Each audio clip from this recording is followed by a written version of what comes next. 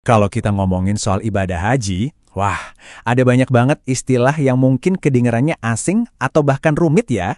Nah, dua di antaranya yang sering banget nih ditanyain itu badal dan tamatuk.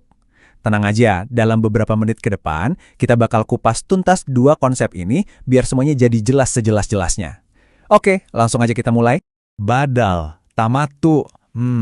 Jujur aja, buat sebagian orang, kedua istilah ini bisa bikin bingung. Mirip-mirip tapi kok kayaknya beda. Jadi sebenarnya apa sih bedanya? Apakah keduanya ini saling berhubungan? Atau justru dua hal yang sama sekali terpisah? Nah, ini dia pertanyaan inti yang bakal kita jawab tuntas. Oke, biar gampang, ini dia alur pembahasan kita. Pertama, kita akan kenalan dulu sama kedua istilah ini. Terus kita bedah satu persatu, mulai dari badal, si ibadah perwakilan, lanjut ke tamatu, cara haji yang praktis. Nah, setelah itu kita cari tahu apa sih hubungan keduanya, dan terakhir kita simpulkan intinya dengan perbandingan siapa lawan bagaimana. Simpel kan? Baik, kita mulai dari yang pertama ya, badal, ibadah lewat perwakilan. Nah, dari judulnya aja udah kelihatan ya kata kuncinya, perwakilan. Jadi apa sebetulnya badal itu? Simpelnya gini, badal itu artinya menggantikan. Seseorang melaksanakan ibadah haji atau umroh atas nama orang lain. Tapi ada tapinya nih, nggak bisa sembarangan. Ini tuh khusus untuk orang-orang yang memang sudah tidak mampu. Misalnya karena sakit permanen yang nggak memungkinkan untuk berangkat, atau untuk mereka yang sudah meninggal dunia. Dan tentu saja ada syarat-syaratnya, nggak bisa sembarangan. Pertama, orang yang dibadalkan itu emang udah dalam kondisi wajib haji. Misalnya dia mampu secara finansial waktu masih sehat. Kedua, niat si pelaksana harus benar-benar khusus, ditujukan untuk orang yang diwakilkan.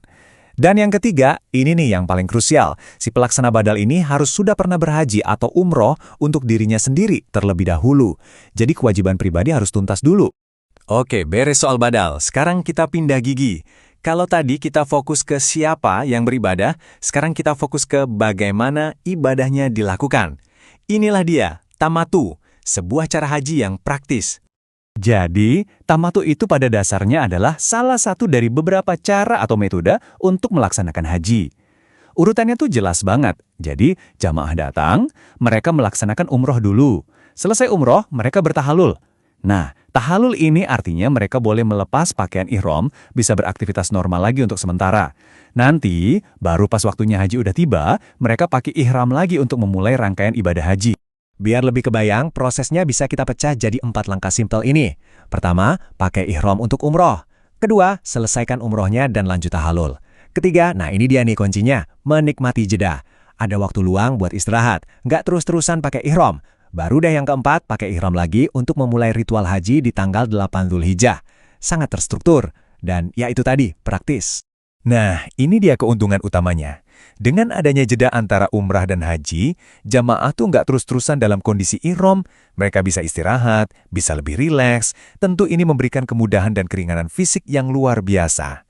Inilah alasan kenapa metode tamatu ini jadi pilihan yang sangat populer, terutama ya bagi jamaah dari Indonesia. Oke, kita sudah paham nih apa itu badal dan apa itu tamatu. Sekarang pertanyaan besarnya, apa hubungan antara keduanya? Gimana caranya dua konsep ini bisa saling bersinggungan? Jawaban dasarnya, sebetulnya keduanya adalah konsep yang benar-benar terpisah, nggak nyambung secara langsung. Yang satu, badal, itu kan soal siapa. Satunya lagi, tamatu, itu soal bagaimana. Tapi, nah ini dia bagian menariknya. Meskipun pada dasarnya terpisah, ada satu skenario di mana dua konsep ini bisa bertemu dalam satu pelaksanaan ibadah.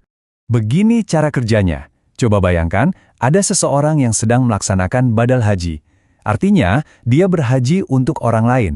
Nah, orang ini sebagai pelaksana kan boleh memilih bagaimana cara dia melaksanakan hajinya. Dan karena haji tamatu itu dianggap lebih praktis dan lebih ringan, sangat mungkin dia memilih metode tamatu untuk melaksanakan amanah badal tersebut.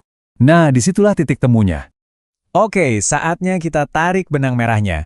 Kalau dari semua penjelasan tadi, ada satu hal yang paling penting untuk diingat, nah inilah dia intinya. Ini dia inti perbedaannya, biar gampang diingat. Badal itu adalah tentang prinsip penggantian. Fokus utamanya adalah menjawab pertanyaan untuk siapa ibadah ini dilakukan. Sedangkan tamatu itu adalah soal prinsip kemudahan. Fokusnya menjawab pertanyaan bagaimana ibadah ini dilakukan. Jadi gampangnya, badal itu soal siapa, tamatu itu soal bagaimana. Gampang kan?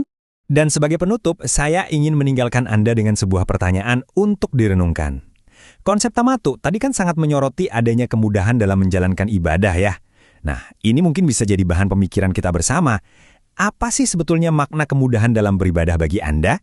Semoga penjelasan ini bermanfaat ya. Sampai jumpa!